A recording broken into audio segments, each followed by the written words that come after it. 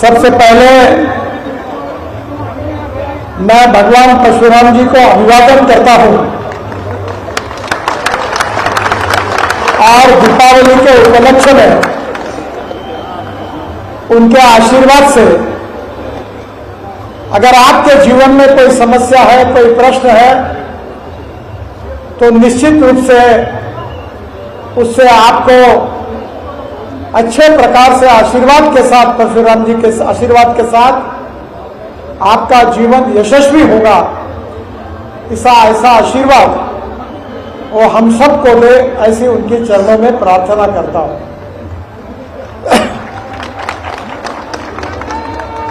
वैसे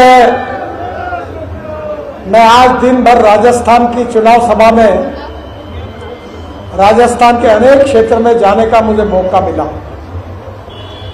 मुझे बहुत खुशी है कि जिस प्रकार का उत्साह मैंने लोगों के व्यवहार से देखा, उस बात से मुझे पूरा विश्वास हुआ है कि दिया कुमारी जी तो 100% जीतने वाली है और राजस्थान में भारतीय जनता पार्टी को अपने ताकत पर बहुमत मिलेगा, ये मेरा विश्वास हुआ है। जय जय श्री राम।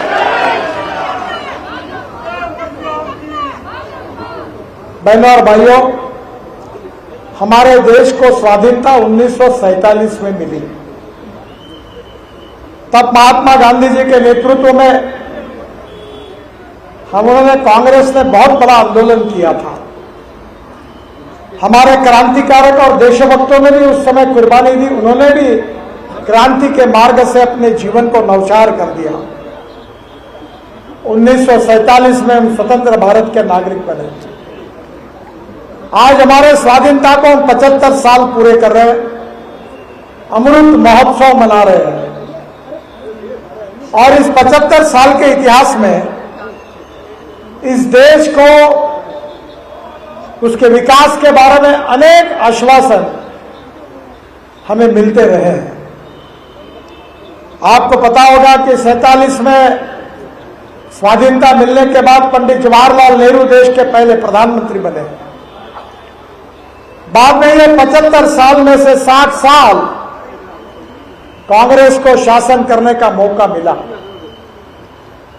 इंदिरा गांधी प्रधानमंत्री बनी, राजीव गांधी प्रधानमंत्री बने, फिर सोनिया गांधी जी का राज आया, अब राहुल गांधी आए हैं।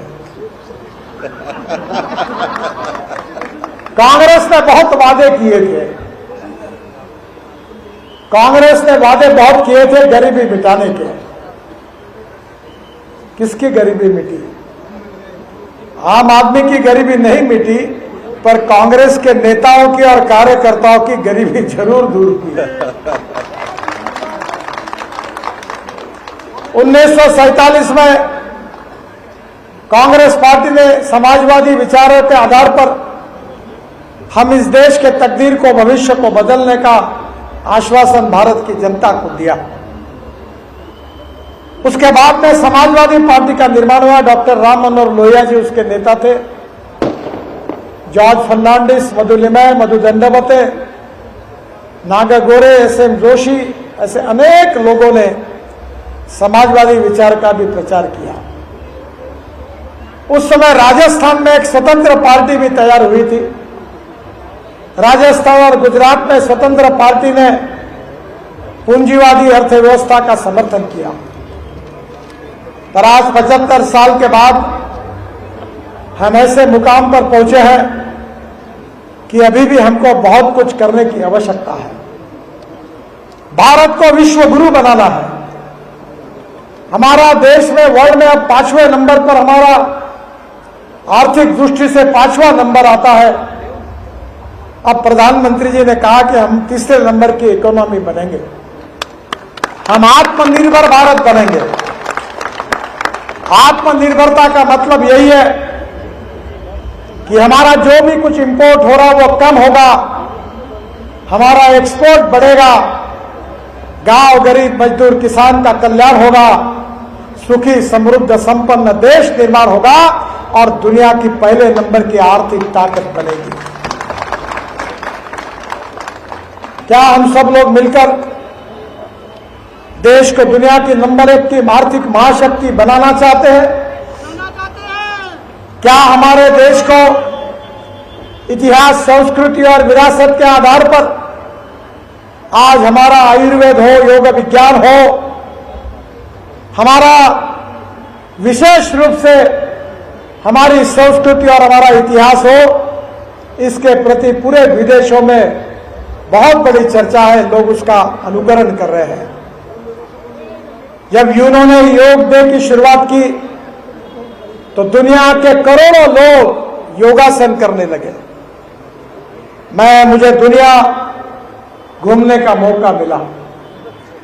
जगह जगह पर भारतीय संगीत हो, भारत संस्कृत हो, हमारा इतिहास हो, हमारी विरासत हो, इसके आधार पर उसके अध्ययन करने वाले अनेक लोग हैं। आपको आश्चर्य होगा कि जर्मनी ने आयुर्वेद में हमारे से भी ज्यादा रिसर्च किया है। हमारा योग विज्ञान दुनिया के आकर्षण का केंद्र बना हुआ है। और आज ये सब बातें देखते हुए मुझे स्वामी विवेकानंद जी की याद आ रही है। आपको याद होगा कि स्वामी विवेकानंद जी ने शिकागो के सम्मेलन में हिंदू धर्म का प्रतिनिधित्व करते समय एक प्रसिद्ध भाषण किया। उन्होंने अपने पहले वाक्य में कहा था, भाइयों और बहनों। जैसे 2 शब्द उन्होंने कहे, वैसे इतनी तालियां गूंजने लगी कि 3-4 मिनट वो बोल नहीं पाए, इतने लोगों में खुशी थी। तब विवेकानंद जी ने एक भविष्यवाणी की थी, और वो भविष्यवाणी मैं फिर से आपको याद कर रहा हूं।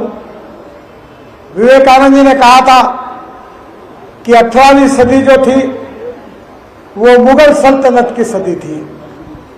जो 19वीं सदी आई तो अंग्रेजों का यूनियन जैक सब तरफ लहरा रहा था, और 20वीं सदी जब आई तो अमेरिका एक सुपर पावर करके दुनिया के सामने आई। और विवेकानंद जी ने आगे कहा कि जो 21वीं सदी आएगी वो हिंदुस्तान की आएगी, भारत की आएगी और आपकी आएगी। मैं जब भी, मैं तो कोई इतना विद्वान नहीं हूं कि मैं कुछ कह सकता हूं, बोल सकता हूं, पर मैं जब अभी विदेशों में ज्यादा लोग मुझे सुनते हैं। टेक्नोलॉजी के कारण अमेरिका में, यूरोपियन कंट्री में तो यूट्यूब से मुझे 3 लाख रुपए महीना मिलता है। हर भाषण यूट्यूब वाले डाल देते हैं, और बात तो मैं वही करता हूं। मैं 2 बातें, क्योंकि आप प्रबुद्ध समाज के प्रतिनिधित्व है, 2 बातें इंपॉर्टेंट है कि innovation, entrepreneurship, science, technology, research, skill and successful practices, we name it as knowledge. हम उसको ज्ञान कहते हैं। और नॉलेज के आप उपासक है। नॉलेज ये सबसे बड़ी पावर है, सबसे बड़ी शक्ति है, और इसलिए conversion of knowledge into wealth हमारा भविष्य है। और दूसरी बात जो मैं अक्सर लोगों को कहता हूं कि no person is waste and no material is waste. It is depending upon the appropriate technology. It is depending upon the appropriate vision of the leadership that you can convert waste into wealth. आप दो बातें जरूर याद रखिए. मैं नागपुर का सांसद हूं. 8 साल पहले मैंने तय किया कि शहर का टॉयलेट का पानी बेचना है. अब टॉयलेट का पानी कोई खरीद सकता है? सब लोगों ने मुझे मूर्खों में निकाला. मैंने कहा नहीं, हो सकता है. और मुझे आज खुशी हो रही आपको बताते समय कि हम लोग 7 साल से नागपुर शहर का टॉयलेट का पानी शुद्ध करके महाराष्ट्र गवर्नमेंट के कोराडी और खापरखेड़ा 2 पावर प्रोजेक्ट को देते हैं, जिससे हमको 300 करोड़ रुपए साल के मिलते हैं. 300 करोड़. मैं तो लोगों को कहता हूं कि इस देश में पैसों की कमी नहीं है. आप कहीं भी जाइए हिंदुस्तान में, मैं कभी लोगों से झूठ बातें नहीं करता। जो बोलता हूं वही कहता हूं और जो कहता हूं वही करता हूं। लोगों को विश्वास नहीं था कि दिल्ली से जयपुर 2 घंटे में जाएंगे। लोगों को विश्वास नहीं था कि दिल्ली के देहरादून 2 घंटे में जाएंगे, दिल्ली से हरिद्वार 1.5 घंटे में जाएंगे, दिल्ली से चंडीगढ़ 2.5 घंटे में जाएंगे, दिल्ली से श्रीनगर 8 घंटे में जाएंगे, कटरा 6 घंटे में जाएंगे। अब चेन्नई से बेंगलोर 9 घंटे लगते थे, अब 2 घंटे में जाएंगे। और मैसूर से बेंगलोर ये 3.5 घंटे लगते थे, अब 1 घंटे में लोग जा रहे हैं। मैं आपको एक बात बताता हूं कि हमारे देश में काम करने वालों की कमी नहीं है, हमारे देश में ईमानदारी से देश के लिए और समाज के लिए काम करने वाले नेताओं की कमी है। पैसा कमाना गुनाह नहीं है, साधन और संपत्ति मिलाना कोई गुनाह नहीं है। प्रगति और विकास का वो साधन है, पर वो हमारा उद्देश्य नहीं बन सकता। और इसलिए भारतीय जनता पार्टी में जब आए तो हमारी विचारधारा के आधार पर हमने ये कहा कि politics is a instrument of socio economic reform. सामाजिक आर्थिक परिवर्तन का प्रभावी उपकरण राजनीति है, और राजनीति का मतलब केवल सत्ता कारण नहीं है। राजनीति का मतलब है राष्ट्र कारण, समाज कारण और विकास कारण। Politics for development, politics for progress. और पंडित दीनदयाल उपाध्याय जी ने जिस विचारधारा को हमको दिया है, वो विचारधारा उनका सामाजिक आर्थिक चिंतन अंत्योदय के रूप में प्रसिद्ध है।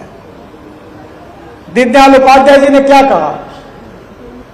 उन्होंने कहा कि समाज के जो शोषित है, पीड़ित है, दलित है, जो सामाजिक आर्थिक शैक्षणिक दृष्टि से पिछड़े हुए हैं, जिनके पास रहने के लिए मकान नहीं है, खाने के लिए रोटी नहीं है, शरीर पर कपड़ा नहीं है, उस दरिद्र नारायण को हम भगवान माने और उसकी निरंतर सेवा करते रहे।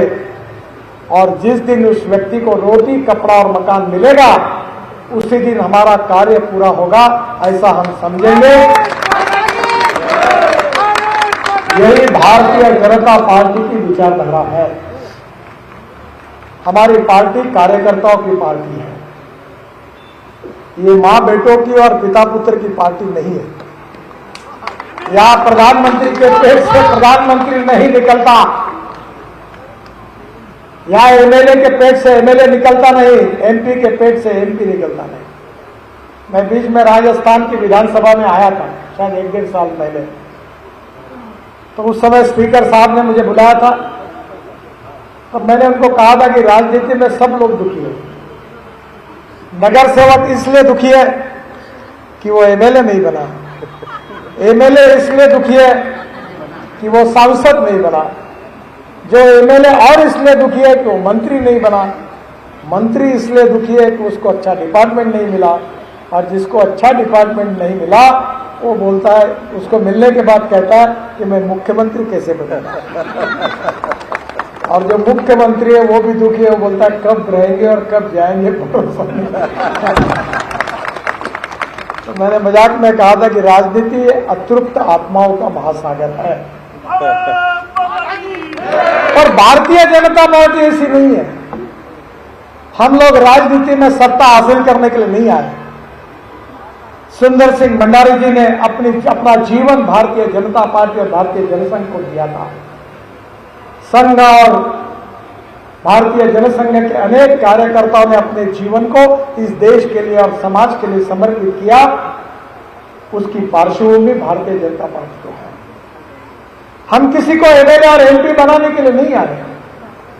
हम इस देश को अपनी मातृभूमि मानते हैं, मदरलैंड मानते हैं।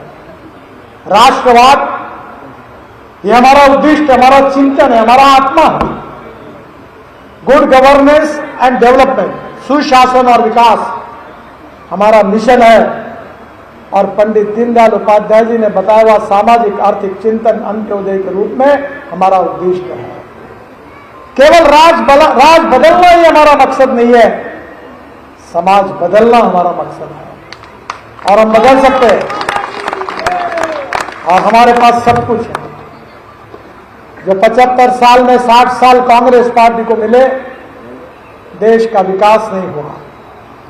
अटल बिहारी वाजपेयी और मोदी जी के नेतृत्व में जो हमारी सरकारें आई, हमने जितना काम किया है जो कांग्रेस वाले 60 साल में नहीं कर सकते, वो काम हमने 10-15 साल में कर दिया।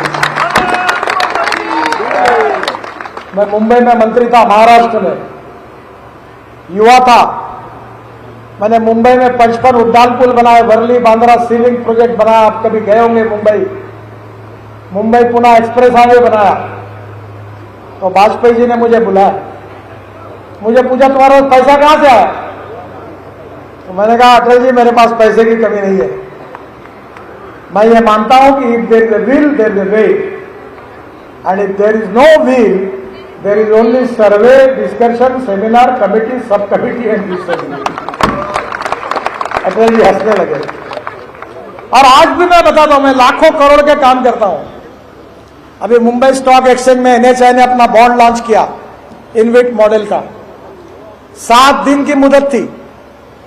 मैं अपने परिवार के साथ गोवा में गया था। मुझे तुरंत चेयरमैन का पहले दिन फोन आया कि साहब गड़बड़ हो गई। मैंने कहा क्या हुआ? बोले पहले दिन 7 घंटे में 7 times bond issue over subscribe हुआ, पैसा ही आ रहा है। बोला क्या करना चाहिए? बोले आप जल्दी मुंबई आइए और इसको बॉन्ड इशू को क्लोज करिए। मुझे याद है, मैं जयपुर के, वसुंधरा जी मुख्यमंत्री थी, जयपुर के रिंग रोड का काम बंद पड़ा था। ये रोड नहीं होगा करके अधिकारियों ने वसुंधरा जी को बता दिया था। वो गवर्नमेंट के एयरपोर्ट पर मैं चीफ सेक्रेटरी और सब लोगों को लेकर वसुंधरा जी के साथ बैठा था। तो सब ने कहा ये नहीं होगा। मैंने बोला तुम छोड़ दो, मेरे पास दे दो, जो नहीं होगा वो होने वाला काम मैं कर दूंगा। आज मैं हवाई जहाज से ऊपर से देख रहा था, जयपुर का रिंग रोड काफी अच्छा हो गया। इच्छा शक्ति चाहिए।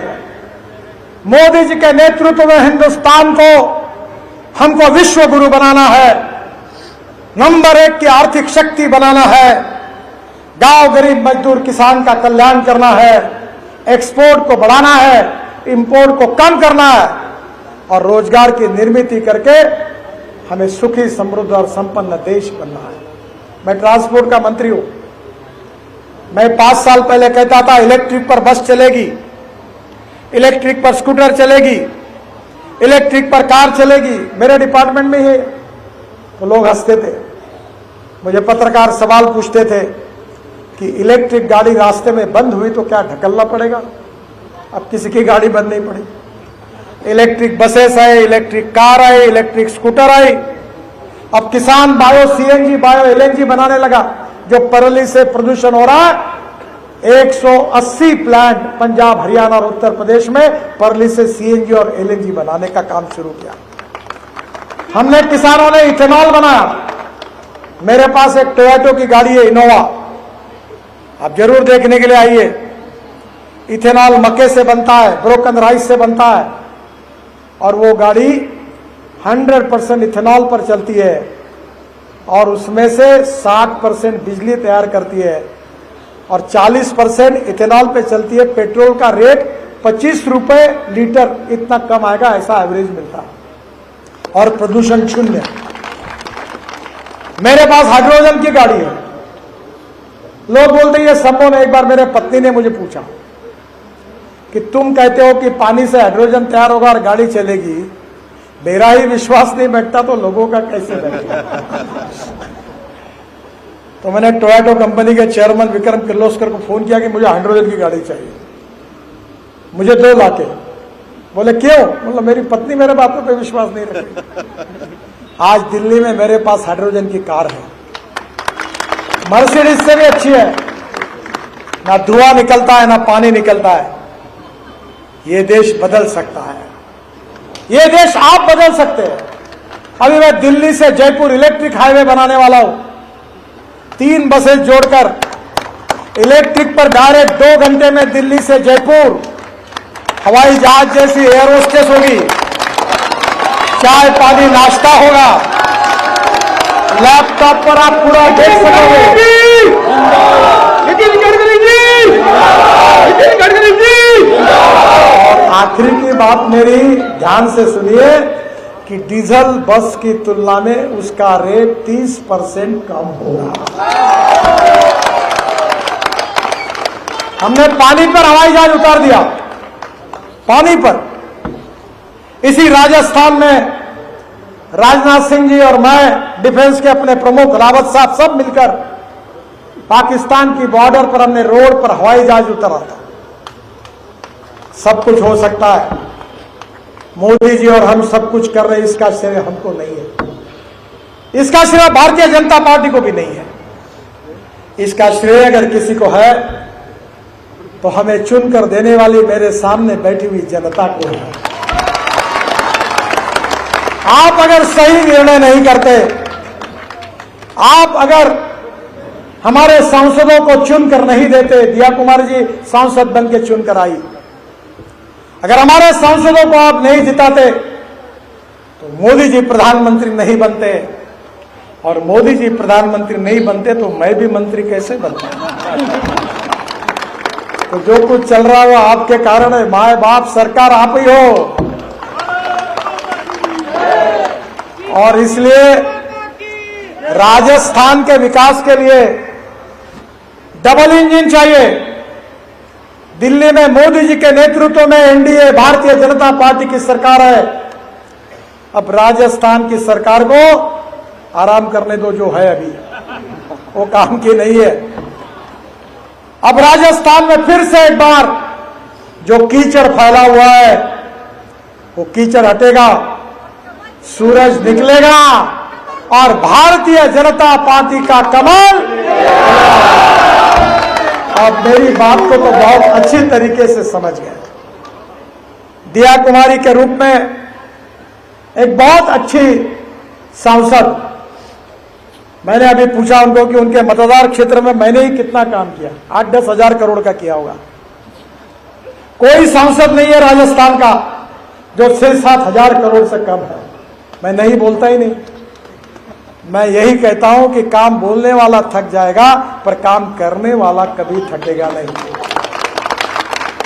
हर बार अपने मतदार क्षेत्र के लिए 25 बार मेरे घर के चक्कर काट चुके।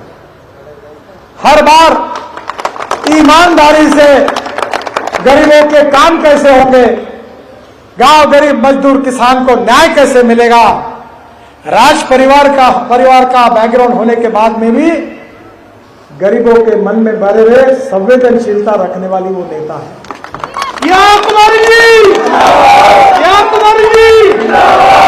उनमें काम करने की क्षमता है, आपकी आशा आकांक्षा और अपेक्षा पूरी करने की ताकत है, इस मतदार क्षेत्र को बदलने की ताकत है, और भारतीय जनता पार्टी की वो उम्मीदवार के रूप में खड़ी है।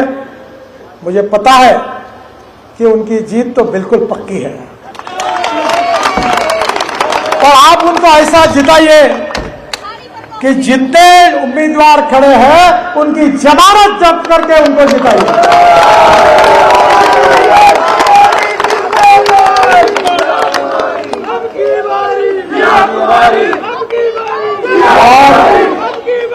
और आप सबकी सेवा करने का उनको अवसर दीजिए, कमल की बटन दबाइए, भारतीय जनता पार्टी की सरकार लाइए और राजस्थान को डबल इंजन के बुलेट ट्रेन से ऐसे रिकॉर्ड ब्रेक स्पीड से दौड़ाइए जैसा हाईवे मैंने बनाया। दिल्ली से जयपुर क्या स्पीड होती है, अभी नया हाईवे भी पूरा हो रहा, दिल्ली से जयपुर 1.25 घंटे में होगा। अभी वो दासना ना, कौन सा जगह है, यहां से पलटते आप दौसा के पहले ही एक नया रोड बना रहा हूं, दिसंबर के पहले पूरा हो जाएगा और दिल्ली से जयपुर 1.25 घंटे में हो जाएगा। बाद में इलेक्ट्रिक हाईवे भी हो जाएगा, आप आराम से जा सकोगे। आपके रिंग रोड पर भी इलेक्ट्रिक हाईवे कर दूंगा। ये सब करने के लिए आपका आशीर्वाद चाहिए, आपका विश्वास चाहिए, आपका समर्थन चाहिए। दिया कुमारी जी को जिताइए, भाजपा का सरकार लाइए और अच्छा काम करने के लिए परशुराम जी का तो आशीर्वाद हमारे साथ है, पर आप सब जनता जनार्दन का भी आशीर्वाद हमें ताकत देगा, हमें शक्ति देगा, देश के लिए समाज के लिए काम करने की विजन देगा और निश्चित रूप से हमारा देश आत्मनिर्भर भारत बनेगा, विश्व गुरु बनेगा और दुनिया की नंबर 1 की सुपर इकोनॉमिक पावर बनेगा। यही आशीर्वाद आप जरूर दीजिए। दिल्ली में मेरे घर पर एक बहुत महत्वपूर्ण मीटिंग है। एक उत्तराखंड में एक हादसा हुआ है, 40 मजदूर फंसे हुए, हम कोशिश कर रहे रात दिन। वो टेक्नोलॉजी के एक्सपर्ट वालों को 8 बजे ही मैंने घर पर बुलाया था, तो मुझे निकलना है। मैं फिर से एक बार आप सबको बहुत बहुत बधाई देता हूं, परशुराम जी के चरणों में वंदन करता हूं और मेरे साथ जोर से कहिए, भारत माता की, भारत माता की, भारत माता की। नमस्कार।